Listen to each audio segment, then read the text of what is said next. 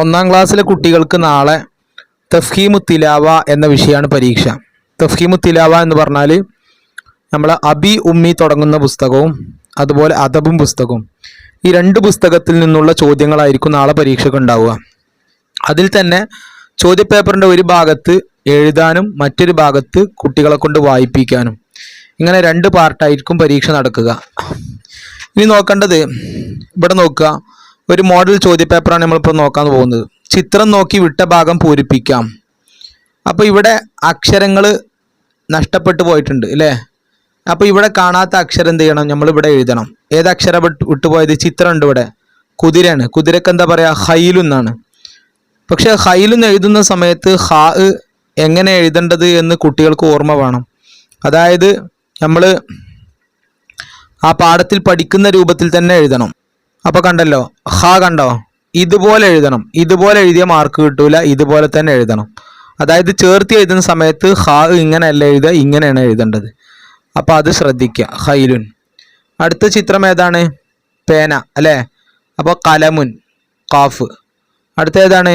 മാന്. അതേതക്ഷരം? ലൊബിയുൻ. അടുത്ത് ഗൈന്, ഗലഖുൻ അല്ലേ?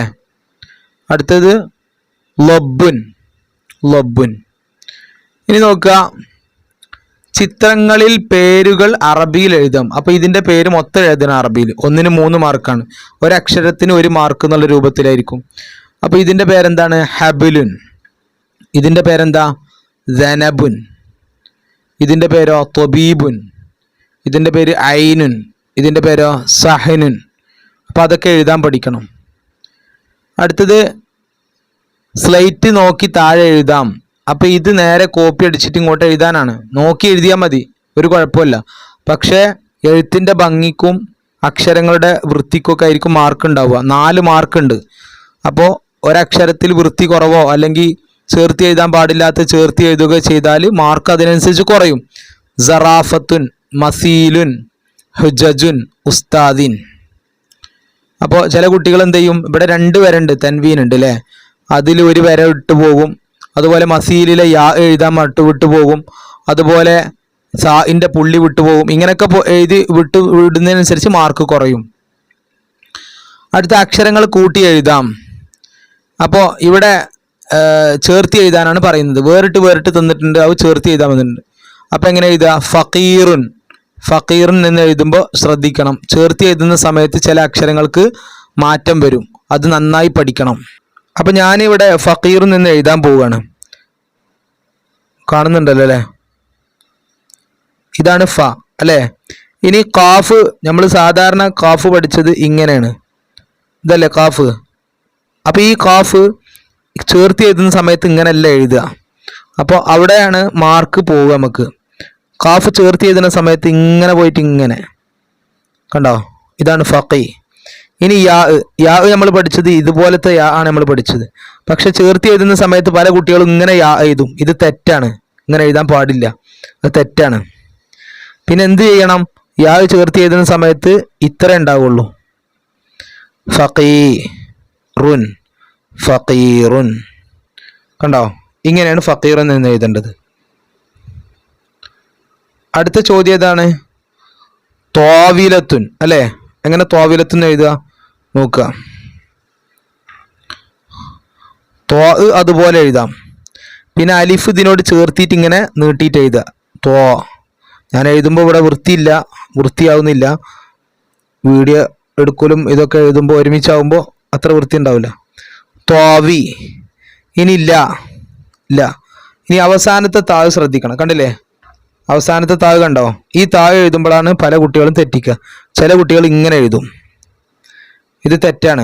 ഇങ്ങനത്തെ താ അല്ല ഇവിടെ ഉള്ളത്. കണ്ടോ? ഇവിടെ ഉള്ള താഴ് ഏതാണ്? മുട്ട പോലത്തെ താ ആണ് അല്ലേ? അപ്പോൾ ഇത് എഴുതാൻ പറ്റൂല. ഇനി ചില കുട്ടികൾ ഇങ്ങനെ എഴുതും. എങ്ങനെ? ഇങ്ങനെ എഴുതും. ഇതും തെറ്റാണ്. ചേർത്തി എഴുതുന്ന സമയത്ത് ഇങ്ങനെ എഴുതാൻ പറ്റൂല. ചേർത്തി എഴുതുന്ന സമയത്ത് ഈ താ വേറെ രൂപത്തിലേക്ക് മാറും. അതെങ്ങനെയാണ്? ഇങ്ങനെ വന്നിട്ട് ഇങ്ങനെ മേലോട്ട് വന്നിട്ട് ഇങ്ങനെ, ഇവിടുന്ന് തുടങ്ങിയിട്ട് ഇങ്ങനെ ഇങ്ങോട്ട് വന്നിട്ട് ഇങ്ങനെ. ഇതാണ് ത്വാവിലത്തുൻ. കണ്ടോ? ഇനി നിങ്ങൾക്ക് ഇത് നിങ്ങളോട് വേർതിരിച്ച് എഴുതാൻ പറഞ്ഞു. വേർതിരിച്ച് എഴുതാൻ പറഞ്ഞാൽ ഇവിടെ വാവ് മുട്ടാൻ പാടില്ല കേട്ടോ. വേർതിരിച്ച് എഴുതാൻ പറഞ്ഞാൽ നിങ്ങൾ എഴുതുന്ന സമയത്ത് ഇപ്പോൾ ത്വാ ഇങ്ങനെ എഴുതും, പിന്നെ അലിഫ് വേറെ, വാവ് വേറെ, ലാമ് വേറെ, താ വേറെ. കണ്ടോ? ഇങ്ങനെയാണ് എഴുതുക. അപ്പോൾ ഈ താ എന്താ ഇതുപോലെ ആയി. വേർതിരിച്ച് എഴുതുമ്പോൾ എങ്ങനെയും ചേർത്ത് എഴുതുമ്പോൾ എങ്ങനെയാണ് വരിക.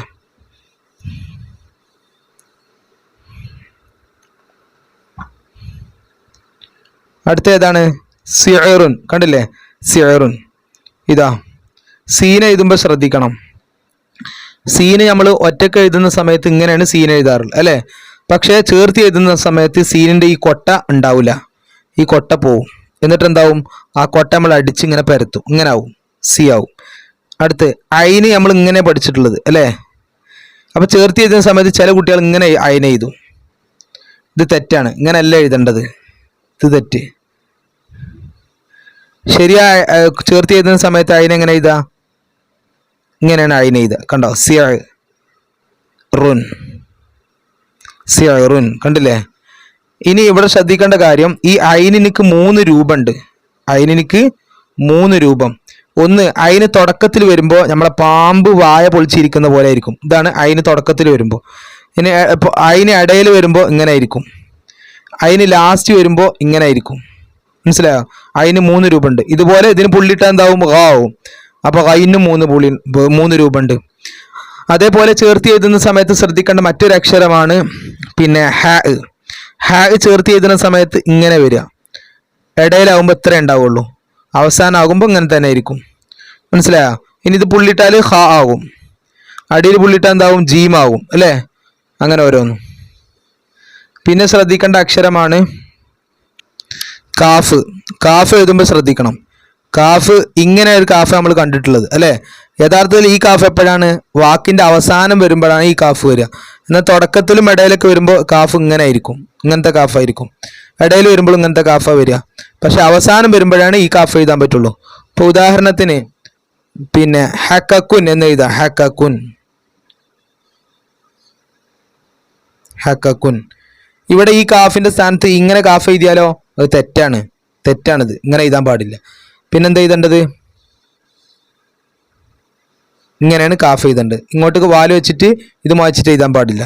മനസ്സിലായോ? ഇനി ഇവിടെ സെൻറ്ററിൽ എഴുതുമ്പോൾ ശ്രദ്ധിക്കാം. ഇപ്പോൾ ഹാക്കാക്കും നമ്മൾ എഴുതാണ്. ഇത് ശരിയാണോ? ഇതും തെറ്റാണ്. കാരണം എന്താ? ഇടയിൽ എഴുതുമ്പോൾ ഈ കാഫ് എഴുതാൻ പാടില്ല. മനസ്സിലായില്ലേ? അവസാനം മാത്രമേ ആ കാഫ് എഴുതാൻ പാടുള്ളൂ. പിന്നെ ശ്രദ്ധിക്കേണ്ട അക്ഷരമാണ് ഹാ.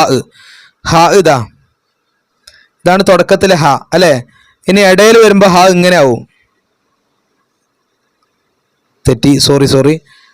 ഇടയിൽ വരുന്ന സമയത്ത് ഇങ്ങനെ ആവും ഹ അല്ലേ? ഇത് ഇവിടുന്ന് വീഡിയോ എടുക്കുമ്പോൾ എഴുതുമ്പോൾ അത്ര വൃത്തി ഉണ്ടാവില്ല. ഇങ്ങനെ ആവും ഹ. മനസ്സിലായില്ലേ?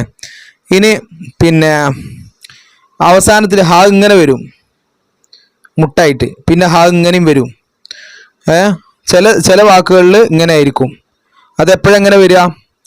അപ്പുറത്തെ അക്ഷരത്തിനോട് ചേർത്ത് എഴുതാൻ പറ്റാതിരിക്കുമ്പോൾ. ഇപ്പോൾ ഉദാഹരണം ഷജറത്തുൻ, ഷജറ. ഇവിടെ തുൻ എന്ന് എഴുതുന്ന സമയത്ത് ഇങ്ങനെ എഴുതാൻ പറ്റൂല. എന്താ കാരണം? ഇതിനോട് ചേർക്കാൻ, റായിനോട് ചേർക്കാൻ പറ്റുമോ?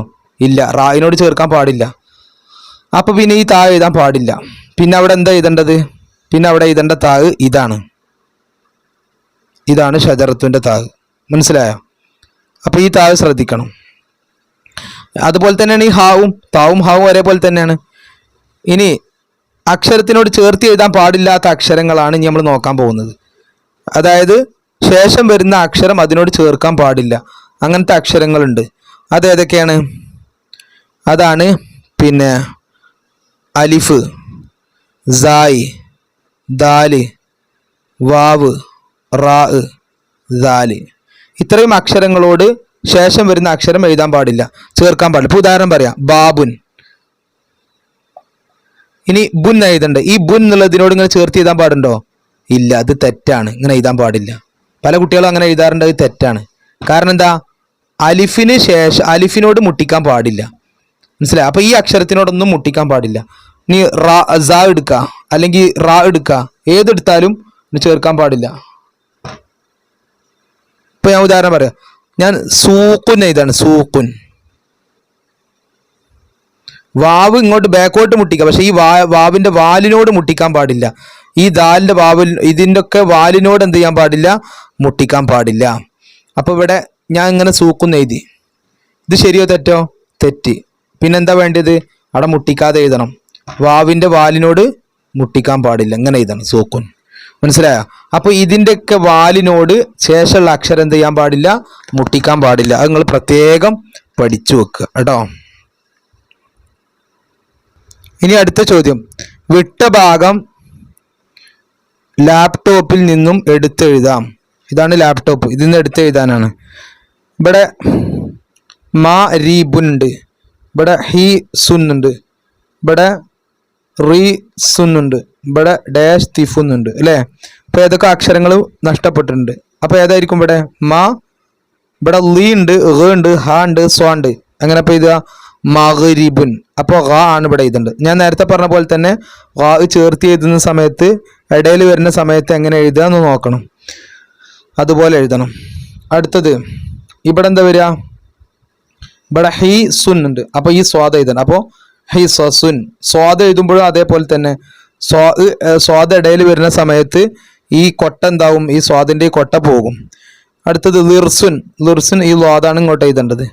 അടുത്ത ഹാത്തിഫ്, ഈ ഹാ ആണ് ഇങ്ങോട്ട് എഴുതേണ്ടത്. അപ്പോൾ ഇതാണ് പിന്നെ എഴുതാനുള്ളത്. ഇനി വായനക്ക് ഇവിടെ വന്നിട്ടുള്ള ഇത് വന്നിട്ടുണ്ടോ? ഫനസുൻ. പിന്നെ ഇത് വായിച്ചു കൊടുക്കാനാണ്. ഹാത്തിഫുൻ, സൗറുൻ, ചിത്രം കാണിച്ചു കൊടുക്കും വേണം. സറാഫത്തുൻ, ഷലീഖുൻ. ഇനി ഇതെന്താണ്? സ്വദുറുൻ അല്ലേ? മരീളൻ. ഇത് വായിക്കുമ്പോൾ മരീള എന്നാ വായിക്കാം, മരീള. ഷഹബാനുൻ എന്ന് വായിക്കരുത്, ഷഹബാനു. ഗിബ്തത്തുൻ. അടുത്തത് ഇവിടെ യോജിച്ച അക്ഷരം ചേർത്തിട്ട് വായിക്കാനാണ്. അപ്പോൾ ഇവിടെ നബുൻ ഉണ്ട്, അപ്പോൾ ഏതാ കൊടുക്കേണ്ടത്? ഐ. അപ്പോൾ ഐ നബുൻ. അടുത്തത് ലൂ കൊടുക്കുക, അപ്പോൾ ലുഹുറുൻ, അതാണ് ലുഹുറുൻ. അടുത്ത ദീ കൊടുക്കുക, അതാണ് ദിക്റുൻ. അടുത്ത ഈ തീ കൊടുക്കുക അങ്ങോട്ട്, അപ്പോൾ തിഫ്ലുൻ. തീ ഇങ്ങോട്ട് കൊടുക്കുക, അപ്പോൾ കിർദുൻ. കണ്ടോ? അപ്പോൾ യോജിച്ച അക്ഷരം ചേർക്കാനാണ്. ഇനി ബലൂണുകളിലുള്ള അക്ഷരങ്ങൾ വായിക്കാം. അപ്പോൾ ഈ അക്ഷരം വായിക്കുന്ന സമയത്ത് കുട്ടികൾ ഹാ എന്ന് വായിക്കും. ഹാ എന്ന് വായിച്ചാൽ മാർക്ക് കൊടുക്കാൻ പറ്റൂല. ശരിക്കും വായിക്കേണ്ടത് എന്താണ്? ഹാ ഇ, ലോ ഇ, ലോദ്, ഖാഫ്, ഫാ ഇ. അപ്പോൾ ഇത് പഠിക്കാൻ പിന്നെ നമ്മളെ അബി ഉമ്മി പുസ്തകത്തിൽ എല്ലാ അക്ഷരങ്ങളും കൊടുത്തിട്ടുണ്ട്. അത് നിങ്ങൾ എന്ത് ചെയ്യണം? രക്ഷിതാക്കൾ കുട്ടികളെ കൊണ്ട് വായിപ്പിക്കണം. കുട്ടികൾ എല്ലാം ഫതഹ് കൊടുത്തിട്ടാണ് വായിക്കാറ് സാധാരണ. ഇപ്പോൾ ഇത് വായിക്കാൻ പറഞ്ഞാൽ ബ എന്നാ വായിക്കുക. അങ്ങനെ വായിച്ചാൽ തെറ്റാണ്. അപ്പം ഞാനൊന്ന് വായിച്ചു തരാം. അലിഫ്, ബാ ഇ, താ ഇ, സാ ഇ, ജീം, ഹ ഇ, ഖാ ഇ. ദാല്, ദാല്, റാ ഇ, സായ്, സീന്, ഷീന്, സ്വാദ്, ലോദ്, ത്വാ ഇ, ലോ ഇ, ഐന്, ഗൈന്, ഫാ ഇ, ഖാഫ്. അടുത്ത കാഫ്, ലാം, മീം, നൂൻ, ഹാ, വാവ്, യാ. കണ്ടോ? അപ്പോൾ ഇങ്ങനെയാണ് ഇത് വായിക്കേണ്ടത്. അപ്പോൾ രക്ഷിതാക്കൾ അത് നന്നായി വായിപ്പിച്ചു കൊടുക്കണം. അപ്പോൾ ഇങ്ങനെ ഒരു ചോദ്യം എന്തായാലും നിങ്ങൾ പ്രതീക്ഷിക്കുക, ഉറപ്പിക്കുക. അക്ഷരങ്ങൾ വായിക്കാൻ ഒന്നുമില്ലാത്ത ഫതഹോ കസറോ ലമ്മൊന്നുമില്ലാത്ത അക്ഷരങ്ങൾ വായിപ്പിക്കും, എന്തായാലും ഉണ്ടാവും. അതുണ്ടാകാൻ സാധ്യത കൂടുതലാണ്. ഇനി അടുത്ത് ചേർത്ത് വായിക്കാനാണ്. ഖൽബുൻ, ഖൽബുൻ. ഖതല, ഖതല. അടുത്ത് ദഹബുൻ, ദഹബ. ദനബുൻ, ദനബ. ലോമഅ, ലോമഅ. ലോഹറുൻ, ലോഹറുൻ. അപ്പോൾ ഇതാണ് ചോദ്യപേപ്പർ. ഇനി നമുക്ക് കുറച്ച് പ്രധാനപ്പെട്ട കാര്യങ്ങൾ പ്രത്യേകം കുട്ടികളെ കൊണ്ട് പഠിപ്പിക്കേണ്ട കാര്യങ്ങൾ നോക്കാം. ഇപ്പോൾ ഈ പാഠത്തിൽ ഇത് അബി ഉമ്മി പുസ്തകത്തിൽ 21ാമത്തെ പാഠമാണ്. ഇവിടെ ഉള്ള വലിയ വലിയ വാക്കുകൾ ഒരു പക്ഷേ വായിക്കാൻ പരീക്ഷയ്ക്ക് വരാൻ സാധ്യത ഉണ്ട് വായിക്കാൻ. സുബ്ഹാനല്ലാ. കാരണം എന്താണ്, ഇവിടെ അള്ളാഹ് എന്ന പദത്തിൻ്റെ മുമ്പിൽ കസിർ വന്നാൽ അള്ളാഹു എന്ന് വായിക്കാൻ പറ്റൂല. ബാക്കി ഏത് വന്നാലും അള്ളാഹു തന്നെ വായിക്കാം. ഞാൻ പറഞ്ഞുതരാം. ഇവിടെ സുബ്ഹാനല്ലാ, ഇവിടെ അസ്തഗ്ഫിറുല്ലാ, ഇവിടെ റസൂലുല്ലാ, അല്ലാഹുമ്മ. ഇനി ഇവിടെ എത്തുമ്പോൾ കുലില്ലാഹുമ്മ എന്ന് വായിക്കാൻ പറ്റൂല. കുട്ടികൾ അങ്ങനെ തെറ്റിക്കാൻ സാധ്യതയുണ്ട്. അതുകൊണ്ട് തന്നെ പരീക്ഷയ്ക്ക് വരാനും സാധ്യതയുണ്ട്. കുലില്ലാഹുമ്മ എന്ന് വായിക്കാൻ പറ്റില്ല. പിന്നെ എന്താ വായിക്കേണ്ടത്? കുലില്ലാഹുമ്മ. അതെന്താ ഇവിടെ അങ്ങനെ വായിക്കാൻ കാരണം? ഇവിടെ അള്ളാഹ് എന്നതിൻ്റെ മുമ്പിൽ എന്താ ഉള്ളത്? കെസിറാണുള്ളത്. തൊട്ട് ബാക്കിലുള്ള അക്ഷരത്തിന് കെസിറാണ്. അപ്പോൾ കെസിർ വന്നാൽ പിന്നെ അള്ളാഹ് എന്ന് വായിക്കാൻ പറ്റില്ല, ഇല്ല എന്ന് വായിക്കാം. അപ്പോൾ കുലില്ലാഹുമ്മ. അതേപോലെ ഇവിടെ എന്താ വായിക്കേണ്ടത്? അൽഹംദു ലില്ലാഹി, അതുപോലെ ബിസ്മില്ലാഹി, ബി റസൂലില്ലാഹി. കണ്ടോ? അതേപോലെ ഇനി ഇതിലുള്ള വാക്കുകളൊക്കെ പരീക്ഷയ്ക്ക് വരാൻ സാധ്യതയുണ്ട്. ഇതാ കുലില്ലാഹുമ്മ മാലിക്കൽ മുൽക്ക്, അതുപോലെ വല്ലാഹു യർസുഖു മൻ യശാ, കുൽ ബിഫളില്ലാഹി വബിറഹ്മ. ചിലപ്പോൾ ഇതിലൊരു കഷ്ണമൊക്കെ തരുള്ളൂ, ഇതിലൊരു കഷ്ണം തന്നിട്ട് വായിക്കാൻ പറയും. അതുപോലെ അല്ലാഹു സമദ്, കുൽ ഹുവല്ലാഹു അഹദ്, ലില്ലാഹി മാഫിസ് സമാവാത്തി. അപ്പോൾ ഇതൊക്കെ നന്നായി കുട്ടികളെ കൊണ്ട് പഠിപ്പിക്കുക. ഇനി പ്രധാനപ്പെട്ടത്, ഇനി കേട്ടെഴുത്ത്. മൂന്നാമത്തെ ദിവസങ്ങൾക്ക് പരീക്ഷ കേട്ടെഴുത്താണല്ലോ. കേട്ടെഴുത്തിന് ഒരുപക്ഷെ ഇത് വരാൻ സാധ്യതയുണ്ട്. ഹാദ ദാലിക ഇലാഹുൻ ലാകിന്ന യഊദുഹു ദാവൂദു മാവൂരിയ ഖിയാമത്തുൻ റഹ്മാനു മലായിക്കത്തുൻ. ഇതിൻ്റെയൊക്കെ പ്രത്യേകത എന്താണ്? ഇതിൽ അക്ഷരം ഉണ്ടാവില്ല, നീട്ടാനുള്ള അക്ഷരം ഉണ്ടാവില്ല, പക്ഷെ നീട്ടേണ്ടി വരും. ഇപ്പം ഹാദ, ഇവിടെ ഹാ കഴിഞ്ഞിട്ട് ഒരു അലിഫില്ല, പക്ഷെ ഹദാന്ന് വായിക്കാൻ പറ്റില്ല, ഹാദ എന്നാ വായിക്കേണ്ടത്. ഇവിടെ ദലിക്ക എന്ന് വായിക്കാൻ പറ്റില്ല, ദാലിക്ക എന്നാ വായിക്കേണ്ടത്. ഇവിടെ ഇലാഹു എന്ന് വായിക്കാൻ പറ്റില്ല, ഇലാഹു എന്നാ വായിക്കേണ്ടത്. അങ്ങനെ ഓരോന്നും അങ്ങനെ തന്നെ. അപ്പൊ അക്ഷരം ഉണ്ടാവില്ല, പക്ഷെ എന്ത് ചെയ്യണം? ആ അക്ഷരം ഉള്ളതുപോലെ വായിക്കണം. ഇവിടെ യഉദുഹു എന്ന് വായിക്കാൻ പറ്റില്ല, യഊദുഹു. മാ വൂരിയ എന്ന് ഇവിടെ വായിക്കണം, മാ വുരിയ എന്ന് വായിക്കാൻ പറ്റൂല. അങ്ങനെയാണ് ഇതിന്റെ പ്രത്യേകത. ഇനി ഇത് പരീക്ഷയ്ക്ക് വരുമോ എന്ന് പറയാൻ കഴിയില്ല, എനിക്ക് ഉറപ്പ് പറയാൻ കഴിയില്ല. ചിലപ്പോൾ വരാം, ചിലപ്പോൾ വരാൻ സാധ്യതയില്ല. എനിക്ക് തോന്നുന്നത് വരാൻ സാധ്യതയില്ല എന്നുള്ളതാണ്. പിന്നെ ഇതൊക്കെ ഗ്രൂപ്പുകളിലൊക്കെ, വാട്സപ്പ് ഗ്രൂപ്പിലൊക്കെ ഉസ്താദ്മാർ അയച്ചിട്ടുണ്ടാവും ഇതിൻ്റെ വോയിസ്. ഞാനിപ്പോൾ ഇതിലേക്ക് കിടക്കുന്നില്ല, സമയം കുറേ വൈകും. ഇനി ഇവിടെ നോക്കാം. ഇത് പിന്നെ മുൻകാല ചോദ്യങ്ങളിലൊക്കെ ഈ ചോദ്യം ഉണ്ടായിരുന്നു. അതായത് പിന്നെ വായിക്കാനുള്ള ചോദ്യത്തിൽ ഇപ്പോൾ 2025 പുസ്തകം മാറുന്നതിന് മുമ്പുള്ള ചോദ്യപേപ്പർ നോക്കുകയാണെങ്കിൽ അതിൽ വായിക്കാനുള്ള ചോദ്യമൊക്കെ ഇത്തരത്തിലുള്ള കുറച്ച് വായിക്കാൻ ബുദ്ധിമുട്ടുള്ള വാക്കുകളായിരുന്നു പരീക്ഷയ്ക്ക് വന്നിരുന്നത്. ഇപ്പോൾ 2025 ചോദ്യപേപ്പറാണ് എൻ്റെ മുമ്പിലുള്ളത്. കണ്ടില്ലേ? ഉലുൽ അൽബാബാണ് ഇവിടെ വായിക്കാൻ വന്നത്. ദിൽ ഔത്താദ്, ഖലഖല്ലാഹു. അപ്പോൾ ഇതെന്തായാലും പരീക്ഷയ്ക്ക് പ്രതീക്ഷിക്കാം എന്നാണ് എനിക്ക് തോന്നുന്നത്. ഏത്? ഇത് കുലില്ലാഹുമ്മ അൽഹംദുലില്ലാഹി ഒക്കെ പരീക്ഷയ്ക്ക് വരാൻ സാധ്യതയുണ്ട്. ഇനി ഇവിടെ നോക്കുക. ഇവിടുത്തെ പ്രത്യേകത എന്താ? ഇവിടെ അക്ഷരങ്ങൾ ഉണ്ടാകും, പക്ഷെ ആ അക്ഷരങ്ങൾ എന്ത് ചെയ്യൂല? വായിക്കൂല. ഇപ്പോൾ യാ ഉലിൽ അൽബാബ്, ഇവിടെ ഊലി എന്നുണ്ടാവും, എഴുതിയ സ്ഥലത്ത് ഊലി എന്നുണ്ടാവും, പക്ഷേ യാ ഉലിൽ അൽബാബ് എന്നേ വായിക്കുള്ളൂ. ചില ഉമ്മമാർക്കും ചിലപ്പോൾ ഇത് വായിക്കാൻ ബുദ്ധിമുട്ടുണ്ടാവും. ശ്രദ്ധിക്കുക, ഇത് ഖുർആനിലാണെങ്കിലും അല്ലാത്തടത്താണെങ്കിലും ഇത് ഉലിൽ അൽബാബ് എന്നാണ് വായിക്കേണ്ടത്, ഊലിൽ അൽബാബ് എന്നല്ല. അതുപോലെ ദിൽ ഔത്താദും ചില കുട്ടികളും ഉമ്മമാരൊക്കെ വായിക്കും, അത് തെറ്റാണ്, ദിൽ ഔത്താദാണ്. പിന്നെ ലാ തഅക്കുലുർ റിബ. അടുത്തത് ദുൻതിഖാം, ഇവിടെ ദൂ നീട്ടാൻ പറ്റൂല, ദുൻതിഖാം. അടുത്ത മിഅത്തു ഹബ്ബ, വലാ തകൂനു മറദു, ഫാൻസബ് അല്ല ഫൻസബ്. പിന്നെ വഖ്തരിബ്, ഇദക്താലു. എന്താ വായിക്കുക? ഇദക്താലു. അപ്പൊ അതൊക്കെ പ്രത്യേകം ശ്രദ്ധിച്ചു പഠിക്കുക. ഇനി കേട്ടെഴുത്തിന് വരാൻ സാധ്യതയുള്ള ഒന്നാണ് ഇത്. ഇപ്പൊ മൂസ എന്ന് കുട്ടികളോട് കേട്ടെഴുതാൻ പറയുമ്പോൾ കുട്ടികൾ സീന് കഴിഞ്ഞിട്ട് അലിഫ് ഇട്ട് കൊടുക്കും. ശരിക്കും മൂസ എന്ന് എഴുതുമ്പോൾ അലിഫ് ഇട്ട് കൊടുക്കാൻ പറ്റൂല. മൂസ എന്ന് എഴുതുമ്പോൾ എന്താണ്? യാ ഇട്ട് കൊടുക്കുക. അപ്പോൾ വാവിൻ്റെയും യാവിൻ്റെയും രൂപത്തിലാണ് ഇവിടെ എഴുതുക, പക്ഷെ വായിക്കുന്നത് അലിഫായിട്ടാണ്. മൂസ, ഈസ, യഹ്യ, സ്വലാത്തുൻ. കണ്ടോ? ഇവിടെ വാവായിട്ടാണ് എഴുതുന്നത്. സകാത്തുൻ, മിഷ്കാത്തുൻ, അർസാഹ, ദഅഹ, ബനാഹ.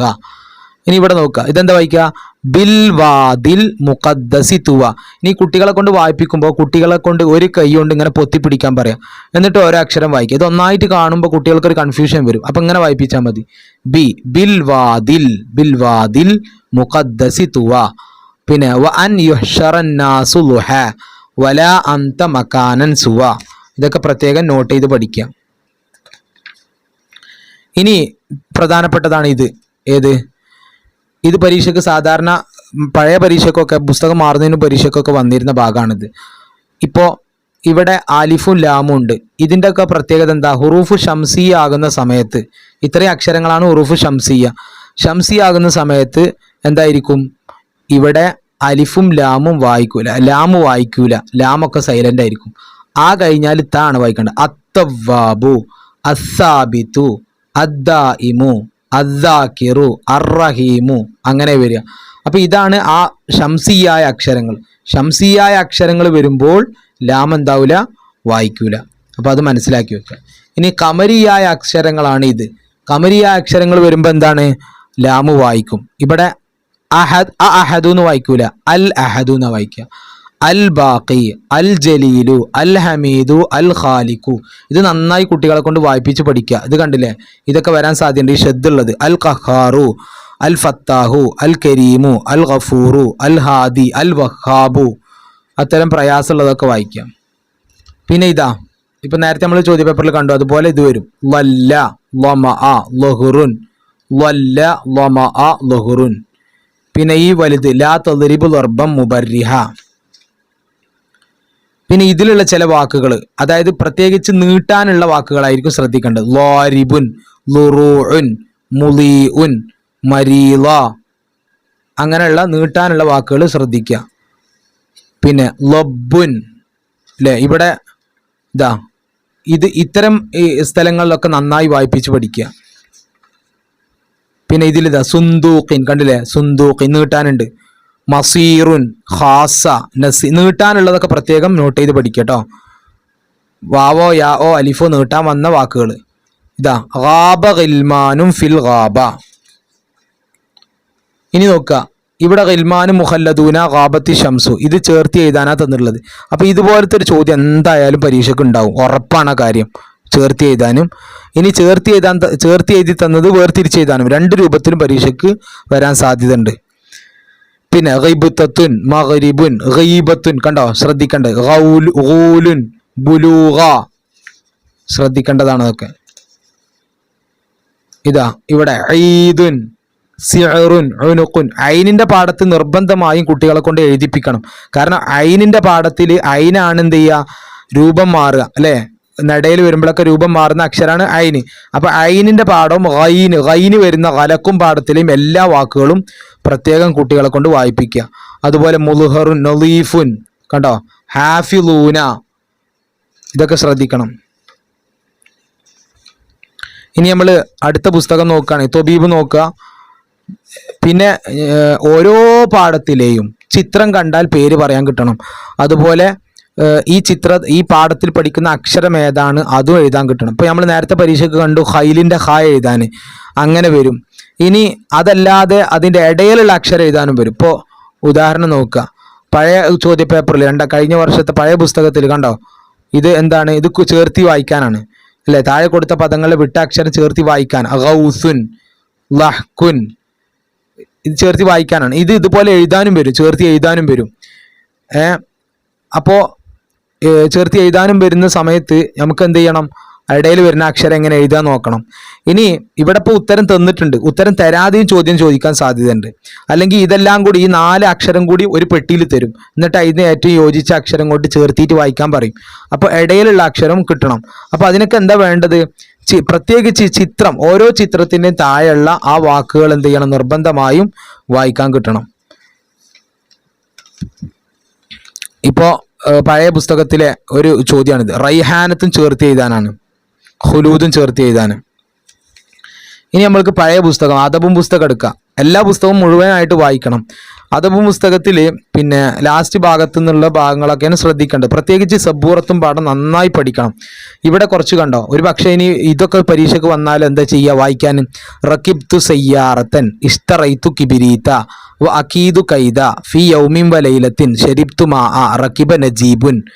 അതേപോലെ കുവ്വിറത്ത്, ബുഷിറത്ത്, സുജിറത്ത്, സുതിറത്ത്, ഉസ്സിസത്ത്, സഹല, അങ്ങനെ ശ്രദ്ധ കൊടുത്ത് വായിക്കാൻ.